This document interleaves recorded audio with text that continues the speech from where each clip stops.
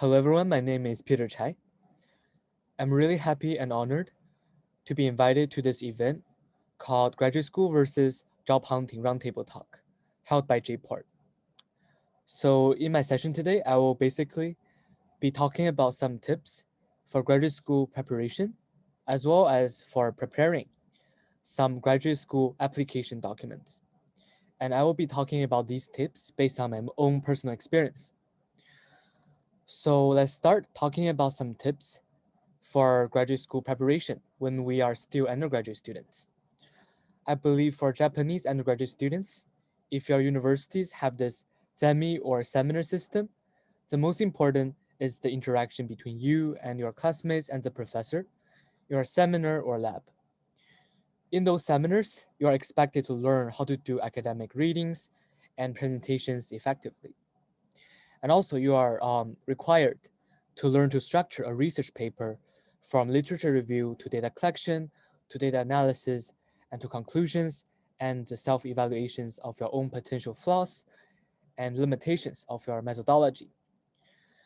And after you complete some of the important mandatory classes, your first and second years, you are expected to explore some subfields in your major before you settle down on a chosen research area.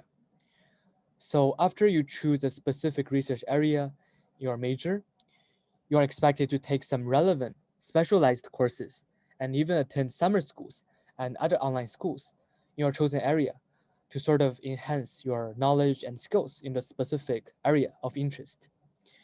After that, you are expected to sort of write an undergraduate thesis in your specialized area, and you should strictly follow the academic ethics and academic standards. After that, you should always practice your communication skills with your professors and your teammates if you are doing some kind of teamwork with your peers and colleagues in your seminars or labs. For example, if you are preparing for one presentation or writing a group paper and so on. And another important point to note is that you should be clear about the close connectedness between various different fields and sub-disciplines in your major. Regarding the tips for graduate school application documents, I believe the most important one is the research plan or research proposal. So you are expected to present your academic interest and strengths holistically to the reviewers of your application. You should communicate your particular research area, question, and hypothesis upfront so that the professors who will be reviewing your application will easily know what topic you are studying and what question you are interested in finding out the answers to.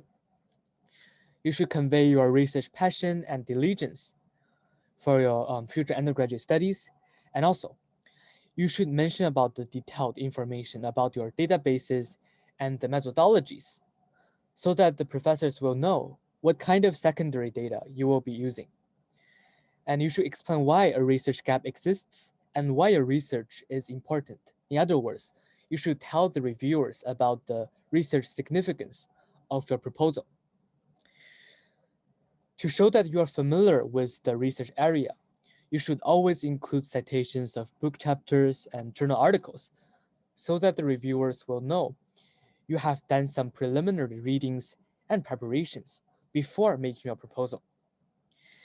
And if you're going to do some kind of empirical analysis in the future, for example, in the social sciences, you should show that you have a good foundation in mathematics and statistics, which are seen as very important for empirical studies.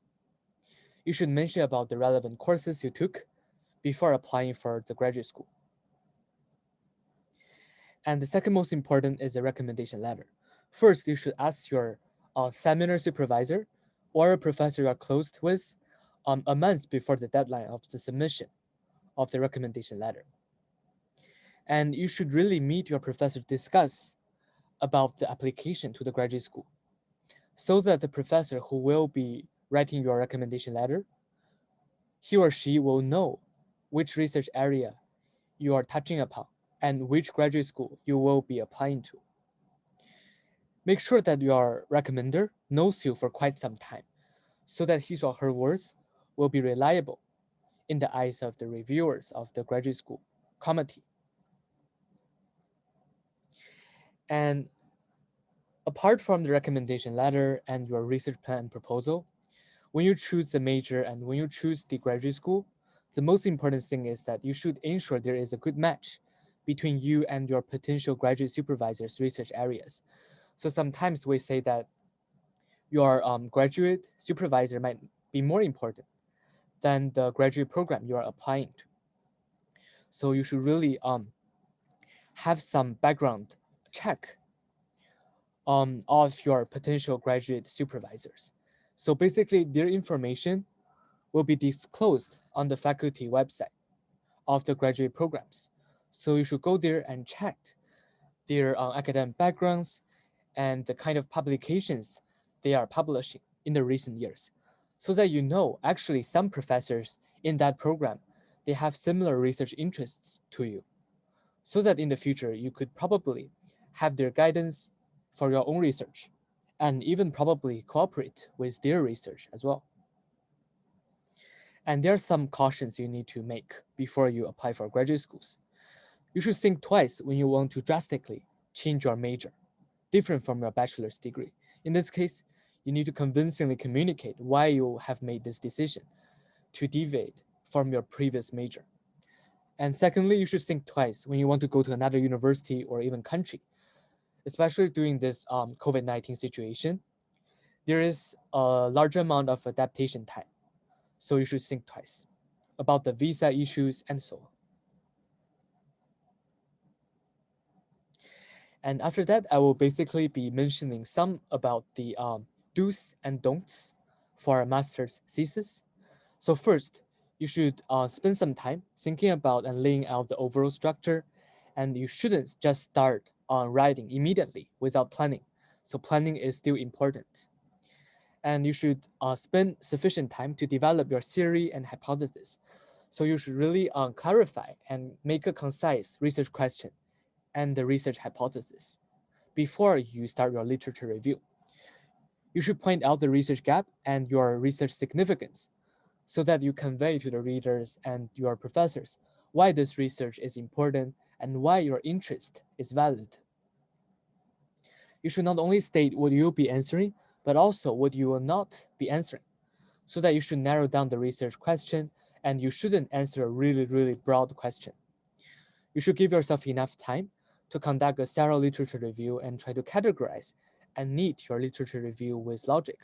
You shouldn't just simply mentioning all the names of the scholars conducting similar research, but you should try to logically connect their research, what they have done and what they haven't done in the literature. You should provide some kind of reasoning on the important data collection and methodological decisions you have been made. And also, you should take a section to evaluate your own limitations, potential flaws, and room for improvement and room for future research to be done by other researchers. This is probably the last section of your thesis. And you shouldn't really try to hide away the problems with your statistical modeling or data collection. You should keep a detailed list of citations and references when developing your hypotheses, literature review, and data analytics, so that you will not forget in the future to include some citations and some references. And this will cause the problem of plagiarism. So you should have a full list of citations and references. You should use some kind of footnotes for technical issues. And if you have a lot of tables and graphs and charts, so on, from your data analysis, it is a good idea to include them as appendices at the end of the paper. And you should pay some close attention to your English writing. For example, your grammar, your sentence structure, and the wording. They should be concise and they also should be accurate and precise. And you shouldn't be that careless when you make your first draft, because it would be harder for you to revise all the grammar mistakes you will be making in the second or third drafts, and so on. You should focus on a specific research gap than talking about a lot of different things in one thesis. So the point of your research proposal when applying for graduate school or when you are writing a thesis is not to show how knowledgeable you are, The important thing is that you show you have identified the research gap and you have tried your best to tackle some of the existing problems that have not been addressed by some similar researchers. That is the most important thing. It is not about showing off how knowledgeable and how intelligent you are. And lastly, we should know that there are a lot of occasions like campus level conferences or international conferences we can attend. So it is a good idea to present our work in progress to some other internal or external researchers and professors that will not only practice our presentation and discussion skills, but also make us reflect on some of the potential limitations of our work in progress. So that is a good idea to connect with other researchers and scholars in a similar field in the social sciences.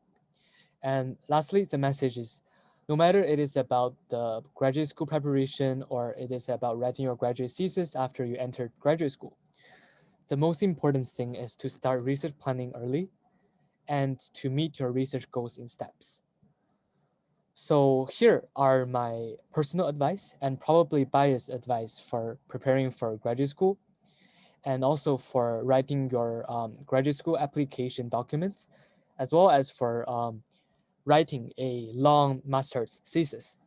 So these are really general, but if you take them into account, I believe this is a good starting point for you to really make progress in your application of graduate schools and when you start and progress toward the completion of your graduate thesis.